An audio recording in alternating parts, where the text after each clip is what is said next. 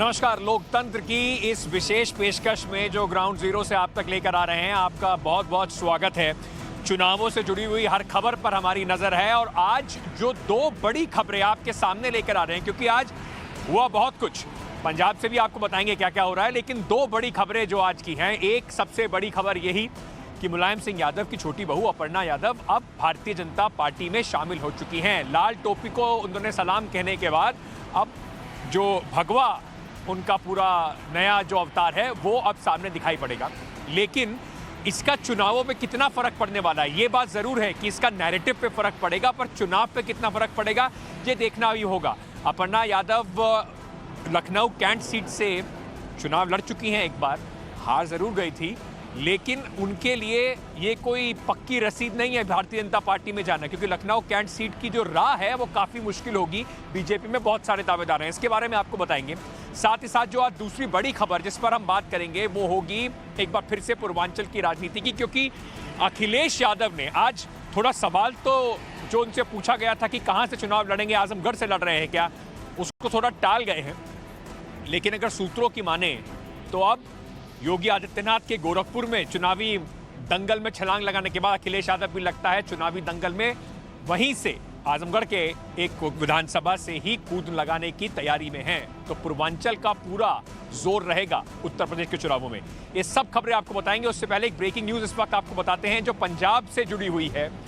पंजाब की राजनीति में मैं बार बार आपको कल भी आपको बताया था कि यहाँ ठंड बहुत है, लेकिन राजनीतिक पारा जो है वो जबरदस्त तरीके से चढ़ता जा रहा है। और इस वक्त की जो बड़ी खबर वो है कि आम आदमी पार्टी के जो मुखिया हैं अरविंद केजरीवाल, उन्होंने चरणजीत सिंह चन्नी के ऊपर एक कटाक्ष करते हुए, हमला करते हुए ट्वीट किया और उस ट्वीट में कहा कि चरणजीत सिंह चन्नी जो अपने आप को एक आम आदमी के मुख्यमंत्री के तौर पर प्रस्तुत करते हैं पंजाब में, वो आम आदमी नहीं हैं, वो बेईमान आदमी हैं। करप्शन का उनके ऊपर चार्ज लगाया क्योंकि उनके जो परिवार वाले हैं, उनके जो भतीजे हैं, उनके ऊपर ईडी की रेड हुई है। तो आम आदमी पार्टी का मुख्यमंत्री चन्नी पर बड़ा हमला अरविंद केजरीवाल का, इसका आज पलटवार भी हुआ। मुख्यमंत्री चन्नी खुद उतरे मैदान में अपनी साख बचाने के लिए और उन्होंने आम आदमी पार्टी पर और बीजेपी पर जमकर हमला बोला। केजरीवाल जी इन्हां दे साले दे मुंडे नूं फड़िया गया। आ मेरे पास है। Corruption Bureau today arrested a king of Delhi Chief Minister Arvind Kejriwal. 18 की खबर है। Vinay Bansal in connection with alleged irregularities in road and sewer development works by Public Works Department. Vinay Bansal is the son of Kejriwal's deceased brother-in-law Surinder Kumar Bansal.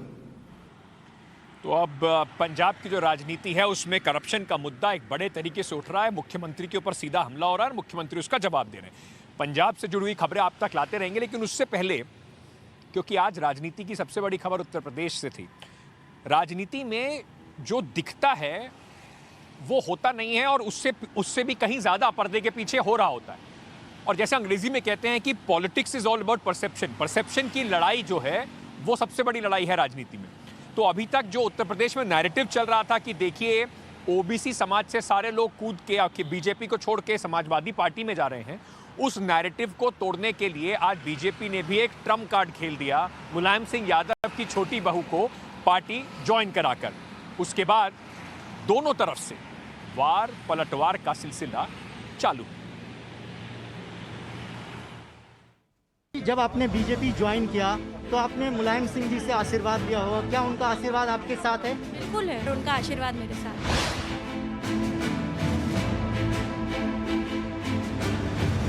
Mulayam Singh Yadav के परिवार में बगावत का बिगुल फूंक कर छोटी बहू अपर्णा यादव ने कमल का दामन थाम लिया। काफी वक्त पहले से ही उलटफेर के संकेत लखनऊ के सियासी गलियारों में मिलने लगे थे। बीजेपी और प्रधानमंत्री नरेंद्र मोदी के लिए उनका सॉफ्ट कॉर्नर हाल के दिनों में उनके बयानों से भी साफ झलकता था। ऐसे में जब वो बुधवार को बीजेपी में शामिल हुई तो किसी को कोई आश्चर्य जैसा नहीं लगा। लेकिन राजनीति में हर फैसले की टाइमिंग काफी अहम होती है। वो कैसे, अब ये समझिए। आज की ये तस्वीर ही देख लीजिए। मौका था मुलायम सिंह की छोटी बहू का बीजेपी में शामिल होना और अपर्णा के दोनों तरफ कौन कौन लोग खड़े हैं इस पर गौर कीजिए। अपर्णा के बाईं तरफ उत्तर प्रदेश बीजेपी के अध्यक्ष स्वतंत्र देव सिंह हैं और दाहिनी तरफ है राज्य में योगी आदित्यनाथ के बाद दूसरे सबसे पावरफुल शख्स डिप्टी सीएम केशव प्रसाद मौर्य। इससे कुछ ही देर बाद एक और तस्वीर आई। तस्वीर में बस बीजेपी के हेवीवेट नेताओं की गिनती कीजिए। बीजेपी के राष्ट्रीय अध्यक्ष जेपी नड्डा, मुख्यमंत्री योगी आदित्यनाथ, यूपी के दोनों डिप्टी सीएम और पार्टी के प्रदेश अध्यक्ष। हम उनका स्वागत करते हैं और हमें विश्वास है कि अपर्णा जी भारतीय जनता पार्टी के साथ मिलकर के इस बृहद परिवार का हिस्सा बन करके भारतीय जनता पार्टी को मजबूती प्रदान करने और अपने सामाजिक सेवाओं को इस मंच के माध्यम से आगे बढ़ाने का कार्य करेंगे। पार्टी में शामिल होने के बाद अपर्णा यादव ने तमाम बातें कही, लेकिन एक बात गौर करने वाली है। जब आपने बीजेपी ज्वाइन किया तो आपने मुलायम सिंह जी से आशीर्वाद लिया होगा, क्या उनका आशीर्वाद आपके साथ है? बिल्कुल है, मैं परिवार से कोई विमुख थोड़ी ना हूँ जी। आपके लिए वो कैंपेन करेंगे? इस तरीके की बात नहीं है, पर उनका आशीर्वाद मेरे साथ है। अपर्णा ने इधर ये बयान दिया और इसके करीब 10 मिनट बाद बीजेपी आईटी सेल के हेड अमित मालवीय ने मुलायम सिंह का एक पुराना वीडियो ट्वीट कर दिया। यहां भी मुलायम सिंह के जरिए ही अखिलेश पर निशाना साधा गया। अब बात मुलायम पर आ ही गई थी तो नेताजी की छोटी बहू को बड़े बेटे ने जवाब दिया। सबसे पहले तो मैं बधाई दूंगा और शुभकामनाएं, और साथ ही साथ हमें खुशी इस बात की है कि समाजवादी विचारधारा का विस्तार हो रहा है। नेताजी ने बहुत कोशिश की समझाने की, समझाने की। बीजेपी और समाजवादी पार्टी के बीच वार पलटवार दोनों मुलायम सिंह के नाम पर ही चल रहा है। अब एक और टाइमिंग देखिए। जिस वक्त बीजेपी के 2 दर्जन से ज्यादा नेता पार्टी का दामन छोड़कर जा चुके हैं, कई बीजेपी नेताओं ने साइकिल की सवारी कर ली। उसी दौर में बीजेपी ने मुलायम सिंह यादव की छोटी बहू को ही अपने साथ लाकर समाजवादी कुनबे में बड़ी सेंध लगाई है और बड़ा डेंट दिया है। लेकिन ये कहानी यहीं खत्म नहीं होती है। अभी तो पूरा चुनाव बाकी है, टिकट का बंटवारा होना है, लिहाजा इस कहानी का क्लाइमैक्स आना भी अभी बाकी है। Bureau report, times now, Navbharat. तो जैसे कि आप देख रहे थे कि कहानी तो अभी उनके जाने से शुरू हुई है। इसमें अभी बहुत सारे मोड़ और आने हैं। मोड़ इसलिए भी आने हैं कि अब देखना दिलचस्प होगा कि सिर्फ क्या भारतीय जनता पार्टी अपर्णा यादव को अपनी पार्टी में शामिल करा के अखिलेश यादव पे हमला बोलना चाहती थी, पर्सनल हमला, या फिर उनको टिकट भी मिलेगा, क्योंकि टिकट जहां से मिलेगा वो बड़ा पेचीदा सवाल है। थोड़ा आपको उसके बारे में ये ग्राफिक्स दिखाते हैं और समझाते हैं कि पूरा खेल क्या है। लखनऊ में जो लखनऊ कैंट सीट है वहां पर भारतीय जनता पार्टी के बहुत सारे उम्मीदवार हैं। लखनऊ की कैंट सीट इस वक्त हॉट सीट है। लखनऊ की कैंट सीट पर बीजेपी के कई बड़े नेताओं की पहली पसंद है। ये सीट बिल्कुल बीजेपी का गढ़ माना जाती है। इस सीट से टिकट की कतार में सबसे आगे खड़े हुए हैं रीता बहुगुणा जोशी के बेटे मयंक जोशी। और रीता बहुगुणा जोशी खुद ही कह चुकी हैं उनका सांसद का पद भी ले लीजिए, लेकिन उनको किसी ना किसी तरीके से मेरे बेटे को टिकट दे दीजिए। इसके अलावा राजनाथ सिंह के बेटे नीरज सिंह को भी यहीं से चुनाव लड़ने का मन है। अब महापौर संयुक्ता भाटिया भी यहीं से चुनाव लड़ना चाहती हैं। खबर यह भी है कि उत्तर प्रदेश के कानून मंत्री ब्रजेश पाठक भी अपनी सीट को छोड़कर इस सीट से चुनाव लड़ना चाहते हैं। ये सीट काफी दमदार रही है। अब क्यों इस सीट के ऊपर बीजेपी का इतना फोकस है, दावेदार है, और क्यों लखनऊ कैंट सीट, उसके बारे में भी आपको थोड़ा बता देते हैं। 2012 को अगर छोड़ दें तो बीजेपी 1991 से लगातार ये सीट जीतती रही है। 2012 में रीता बहुगुणा जोशी कांग्रेस में थी, ये सीट जीती थी, वो भारतीय जनता पार्टी में है। इस सीट से 7 बार बीजेपी चुनाव जीत चुकी है। 1991 से पहले कांग्रेस 7 बार यहां से चुनाव जीत चुकी थी।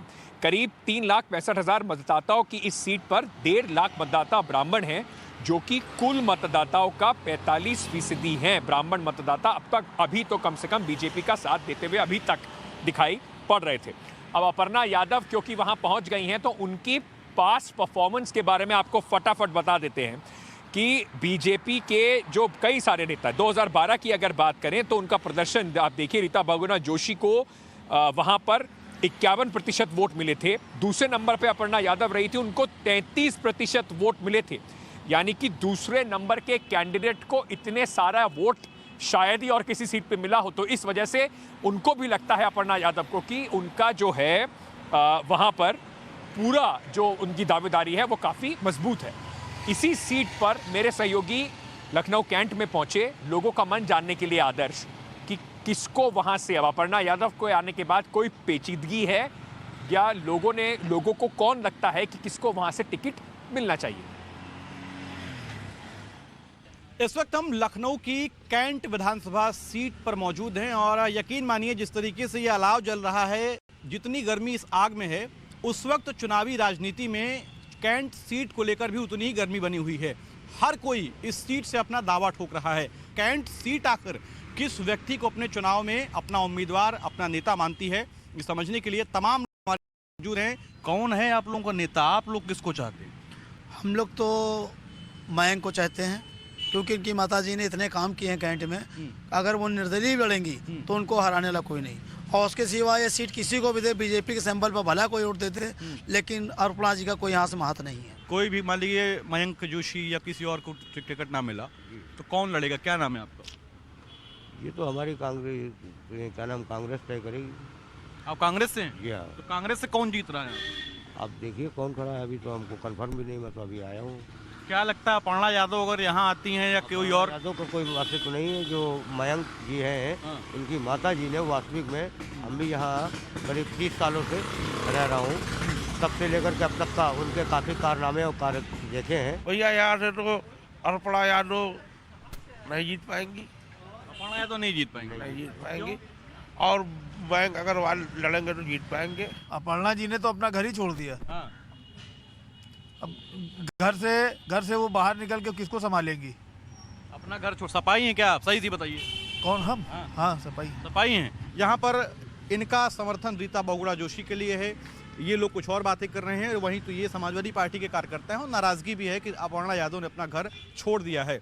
चुनाव में बहुत सारे रंग देखने को मिलेंगे, लेकिन एक बात तो साफ है कि लखनऊ की कैंट सीट से जो भी लोग दावेदारी कर रहे हैं उनके लिए कैंट सीट इस बार उतनी आसान नहीं है। हाँ, ये ज़रूर माना जाता रहा है कि जो कैंट सीट है लखनऊ की, वो बीजेपी की बेहद मजबूत सीट रही है और कुछ लोग ऐसे भी कहते हैं कि बीजेपी के नाम पर, यानी बीजेपी की टिकट पर कोई भी व्यक्ति कैंट सीट से लड़ जाए तो वो चुनाव जीत जाएगा। और शायद यही बात है कि सभी उम्मीदवार जो हैं वो कैंट सीट को ही अपनाना चाहते हैं। कैमरामैन सत्यदेव सिंह के साथ आदर्श सिंह, टाइम्स नाउ नवभारत, लखनऊ। तो ये तो कैंट सीट की आपने पूरी, लखनऊ कैंट सीट की आपने पूरा गणित समझा। अब आपको ले चलते हैं उत्तर प्रदेश के पूर्वांचल में। पूर्वांचल इस बार इलाका जो है वो लग रहा है कि सारी पार्टी पूरी ताकत झोंक रही है वहाँ पे। 2012 तक जहाँ पे समाजवादी पार्टी ने ज़बरदस्त परफॉर्मेंस करा था, 14 के बाद वहाँ खेल बदल गया। अब योगी आदित्यनाथ ने गोरखपुर सदर से अपना सीट की जो दावेदारी, जो वहाँ चुनाव जहाँ से वो लड़ेंगे, अपनी घोषणा करने के बाद पूर्वांचल को और भी महत्वपूर्ण बना दिया है। अखिलेश यादव के बारे में भी कहा जा रहा है कि वो भी इस बार चुनावी मैदान में उतरेंगे और आजमगढ़ की एक विधानसभा से चुनाव लड़ेंगे। तो पूर्वांचल का पूरा खेल जो है वो क्यों इतना जरूरी है, और क्या पूरा जो खेल पूर्वांचल में, अगर अखिलेश यादव भी उतर जाते हैं मैदान में, तो अखिलेश वर्सेस योगी जो पूर्वांचल में होगा, क्या वही तय कर देगा उत्तर प्रदेश की लड़ाई को? हमारी रिपोर्ट देखिए।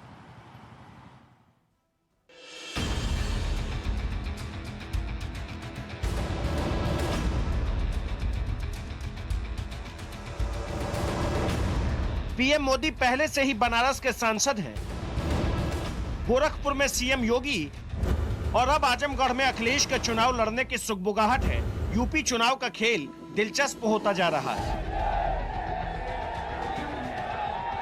कह सकते हैं कि उत्तर प्रदेश की चुनावी लड़ाई का सबसे बड़ा केंद्र अब पूर्वांचल बन चुका है, जहां एक तरफ सीएम योगी हैं तो दूसरी ओर अखिलेश यादव हो सकते हैं।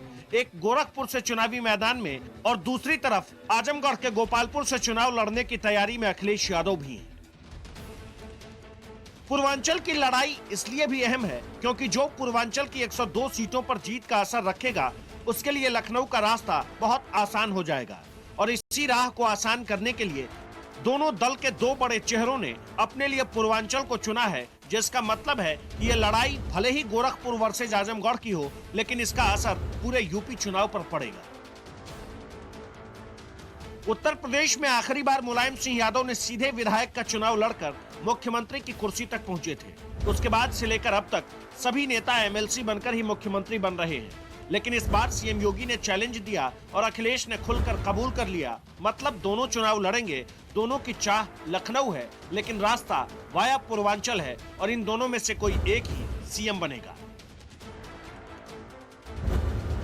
पिछले कुछ चुनावों में बीजेपी को पूर्वांचल में बम्पर फायदा मिला है। बीजेपी की काट तलाश रही है समाजवादी पार्टी। अखिलेश खुद पूर्वांचल से लड़कर एक संदेश देना चाहते हैं। अखिलेश आजमगढ़ से लड़ते हैं तो योगी इफेक्ट को चुनौती। समाजवादी पार्टी की पकड़ पहले से ज्यादा मजबूत हो सकती है। साल 2012 में यूपी में जब अखिलेश यादव की सरकार बनी थी तो पूर्वांचल में समाजवादी पार्टी को अच्छी खासी सीट मिली थी और 55 सीटों पर जीत हासिल हुई थी, लेकिन इसके बाद से बीजेपी ने पूर्वांचल में गेम ही पलट दिया। 2014 लोकसभा चुनाव में बीजेपी को पूर्वांचल में बम्पर फायदा मिला। 2017 विधानसभा चुनाव में बीजेपी को पूर्वांचल में 74 सीटों पर जीत मिली। 2019 लोकसभा चुनाव में पूर्वांचल में बीजेपी को काफी फायदा हुआ और अब अखिलेश यादव इसी किले में सेंध लगाने की पूरी तैयारी कर रहे हैं और उनका इशारा भी साफ समझ आ रहा है। इसलिए उन्होंने आजमगढ़ के गोपालपुर सीट को चुना, जिसे सुरक्षित सीट भी मानी जाती है और समाजवादी पार्टी इसी बहाने संदेश देने में भी सफल रहेगी। दूसरी बड़ी बात यह भी है, जितने गैर यादव ओबीसी नेता बीजेपी छोड़कर समाजवादी पार्टी में गए हैं, वो सब भी पूर्वांचल को साधने का प्लान है। ऐसे में अखिलेश यादव अगर खुद भी पूर्वांचल से चुनाव लड़ते हैं तो वो न सिर्फ बीजेपी को टक्कर देंगे, बल्कि एक नई रणनीति से इस बार पूर्वांचल को साधने की कोशिश करेंगे। Bureau report, times now Navbharat. थोड़ा सा गोवा की राजनीति का भी तड़का और फ्लेवर आपके लिए लेकर आते हैं। गोवा की राजनीति से एक बड़ी खबर इस वक्त आ रही है। आज ही आम आदमी पार्टी के सब जो बिल्कुल नए वहां के चेहरे बने हैं, जिसको अरविंद केजरीवाल ने आज सुबह ही उनका नाम घोषित किया, अमित पालेकर। उन्होंने हमसे खास बातचीत में ये बात कही कि अगर किसी भी तरीके से गोवा के चुनाव के बाद 10 मार्च को हंग असेंबली की, यानी कि त्रिशंकु विधानसभा की किसी को पूर्ण बहुमत नहीं मिलता है, तो बीजेपी को रोकने के लिए किसी भी पार्टी के साथ, और वो कोई भी किसी भी पार्टी में कांग्रेस भी शामिल है, आम आदमी पार्टी गठबंधन करने को तैयार है। बड़ी खबर है गोवा के परिप्रेक्ष्य में, क्योंकि इस बार बहुत प्रेस्टीज बैटल है गोवा की भी। क्या क्या कहा अमित पालेकर ने हमसे, क्योंकि कुछ देर पहले मैंने उनसे बात की, आपको सीधे सुनवाते हैं। अमित पालेकर ने हमें क्या क्या बताया जब हमने उनसे पूछा उनकी राजनीति के बारे में और आम आदमी पार्टी के चांसेस के बारे में। आज गोवा की राजनीति में एक नए चेहरे का उदय हुआ। वो चेहरा है आम आदमी पार्टी के मुख्यमंत्री उम्मीदवार का। अरविंद केजरीवाल ने आज गोवा में अपनी पार्टी के नेतृत्व का चेहरा सामने रखा और वो चेहरा है लॉयर एक्टिविस्ट अमित पालेकर। अमित जी, बहुत बहुत बधाई, शुभकामनाएं आपको आम आदमी पार्टी का गोवा में चेहरा बनने के लिए। सबसे पहले आपसे पूछना चाहता हूं कि आपको क्यों बनाया गया है मुख्यमंत्री का चेहरा? एक एक्टिविस्ट के तौर पर आपके काम को इनाम मिला है, या फिर ये मान के चलें जो भंडारी कम्युनिटी है जहां से आप आते हैं उसका करीब 35% वोट है, उसकी वजह से आपको आम आदमी पार्टी ने चुना है? अब जो आज तक का हमारा जो सफर रहा है, मेरा जो सफर रहा है पॉलिटिक्स में या सोशल सर्कल में या सोशल सर्विस में, मेरे ख्याल से वो कंसिडर करके आज उसका रीजन, वही रीजन है कि आज हमें चूज किया गया है। और ये मैंडेट, जैसे हम बोलते हैं ना कि हमारी पार्टी कोई ऑटोक्रेटिक पार्टी नहीं है, इसमें सबका ख्याल रखा जाता है, सबका विश्वास पाया जाता है, तभी कोई अनाउंसमेंट होती है। तो कोई एक्टिविज्म रिवॉर्डिंग नहीं हो सकता, कोई कास्ट बेस्ड पॉलिटिक्स रिवॉर्डिंग नहीं हो सकती है। कोइंसिडेंटली आज मैं कहीं एक्टिविज्म में लगा हुआ हूँ, एज अ लॉयर भी हूँ, और कोइंसिडेंटली मैं आज उस भंडारी समाज से हूँ जो भंडारी समाज को 60 साल में कोई उचित रिप्रेजेंटेशन सरकार में नहीं मिला है।